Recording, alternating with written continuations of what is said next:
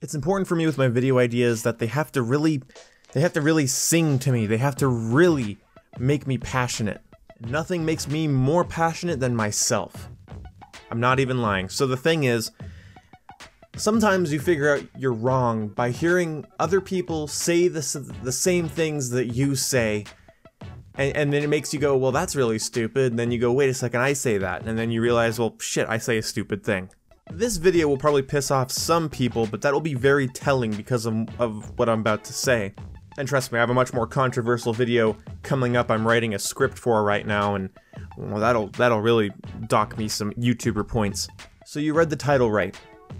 Your negative echo chamber is ruining games. Now, some of you probably clicked on this video thinking I was going to talk about negative YouTubers and their echo chamber, and that's a whole different subject. Recently, my mind has been more set on the individual person, and I want to talk about your individual internal echo chamber that you might not even realize you're perpetuating. Let's start with an example of myself.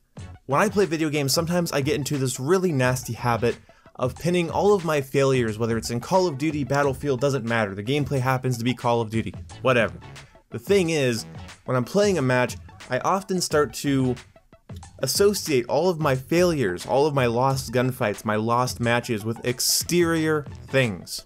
And those exterior things matter. I'll get to that in a second. But it's important to realize you can get yourself into a loop. And you might not even realize you've created it, or you do realize you've created it, but you've convinced yourself that it's truth.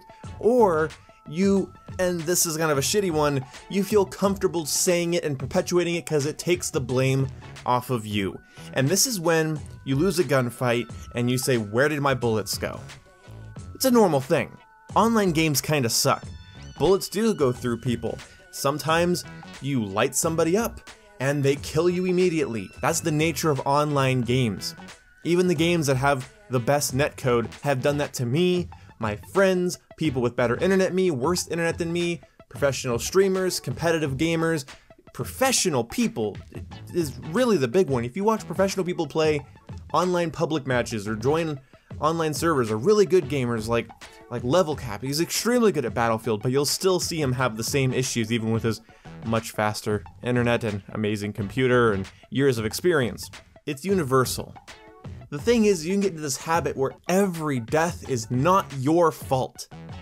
What a shitty way to live normal life, let alone your video games. The thing is that if you start taking that mentality into your real life, it will betray you far more than it does when you play a game. Like, far more. Exponentially more. Some things are not your fault. Some things are external and need to be blamed.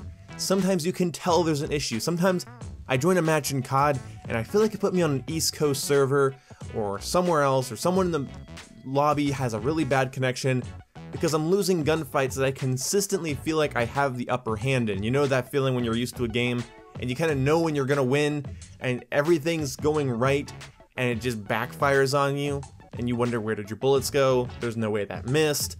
That happens. I'm not saying it doesn't. But is it always the connection, the engine, your teammates, the netcode, your controller, your TV, your distractions, your friends? Is it always an external factor? And if you start pinning every single death, every other death, even every 50 deaths on an external factor, well, every 50 actually might be pretty normal, but let's just say every 10 to 20 deaths, you're like, this is something else's problem. What that does is as soon as you lose the gunfight, you lose the match, instead of your brain going, what the hell did I do wrong? Instead of your brain going, what the hell did the team do wrong? How did that go so poorly? How did I not see that coming? Instead of your brain going, you missed that shot, you were a little to the left. It looked like you were on target, but your sight was just above their hat. You know, that is a really helpful way to think. It's so simple, but when you do it, you're miles ahead of other people as soon as you can do that. But if you instantly go to, how the hell did I die? Wow, what a mystery, I guess the game's silly. Not me.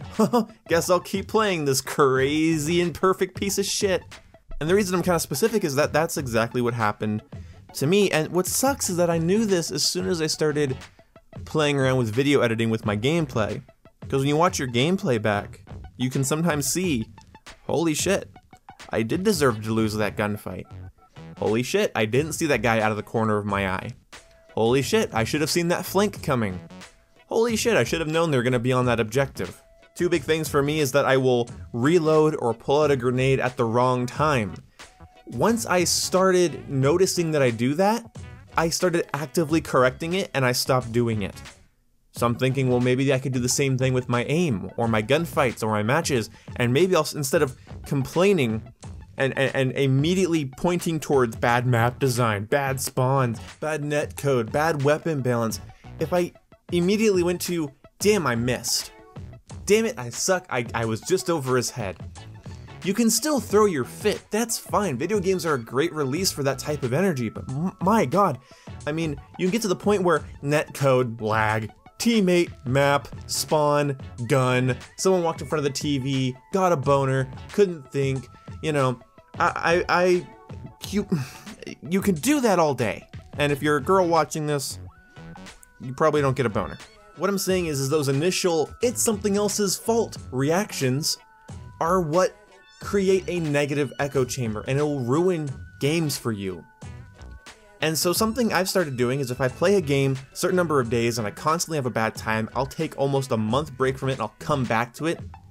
And by doing that with Black Ops 3 and Battlefield 1, I came back and actually enjoyed the game's internal mechanics. I still think Black Ops 3 should have balanced out the specialists better, and I think the Black Ops 3 maps are boring as hell, and I think some of the netcode is pretty weird in that game. I can't put my finger on it. My gun and my shots, they just feels floaty. Sometimes I melt people, sometimes they're bullet sponges. It's the most inconsistent COD for me consistently.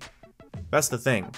You have to be able to step back from the product and then go back to it later without the same baggage. As soon as you can drop that baggage, hop back into the game, and maybe you'll enjoy it more.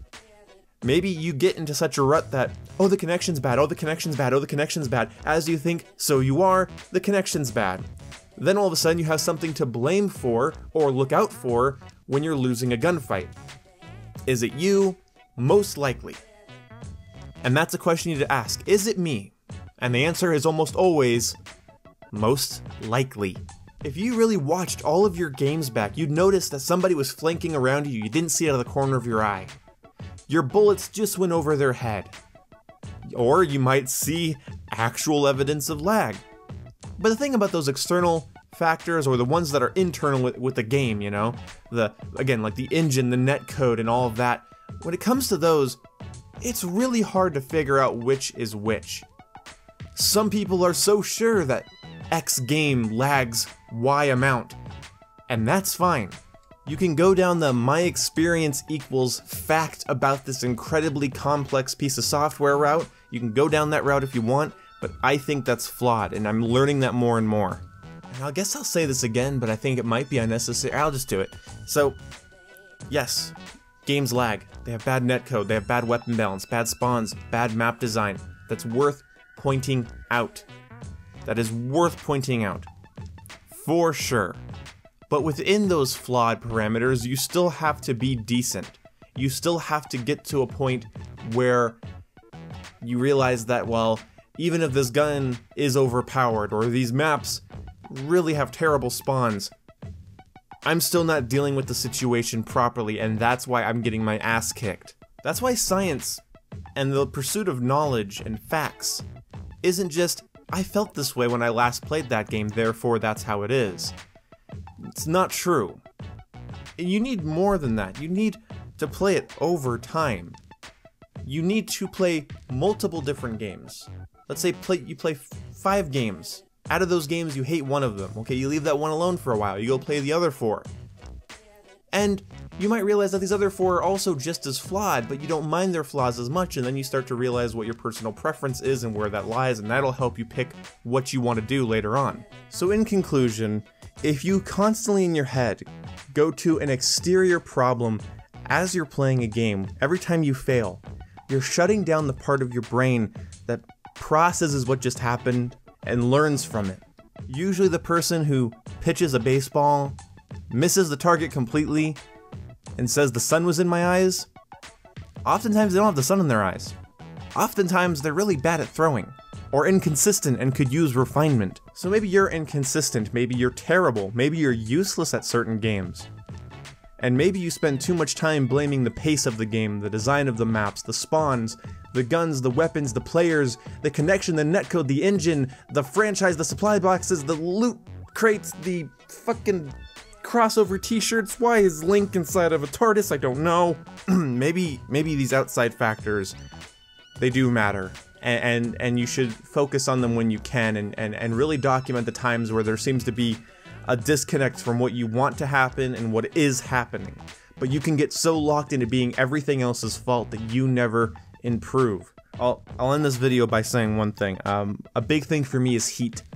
If I start feeling overheated, you know, sometimes I get a little sweaty, a little bit flushed, it gets warm in my room, I'm surrounded by 3 pretty warm monitors, my Xbox One X gets warm, my computer gives off a bit of heat, you know, I have a headset over my ears, which restricts a bit of airflow, my hands start to get sweaty, you know, that's an external thing that I will often proudly blame some of my failures in gaming on, because I'm just so uncomfortable, I can't concentrate, you know, it's like playing when you're hungry, it's not a good idea.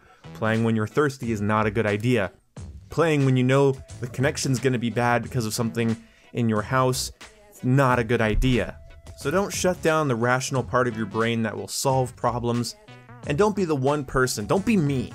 Okay, when I say this, I mean don't be me. Don't be the one person in the lobby that has 100 problems with the game that no one else seems to have, and then you end up towards the bottom of the leaderboard, and then, you know, you look like an idiot. So don't be that person. Take games for what they are, and maybe they're just not your cup of tea. But if you're constantly noticing inconsistencies throughout the game, and things that don't mesh with what you think should happen, and you're not doing that terribly, you're usually leading the team, and you're usually doing well, you can start to formulate your ideas about the game based on that. But don't be so bloody impulsive that you throw your cognitive ability out the window and do even worse and then hate the game even more. So that's the best note to end this video on. Thank you guys so much for watching, and I'll see you when I see you. Goodbye.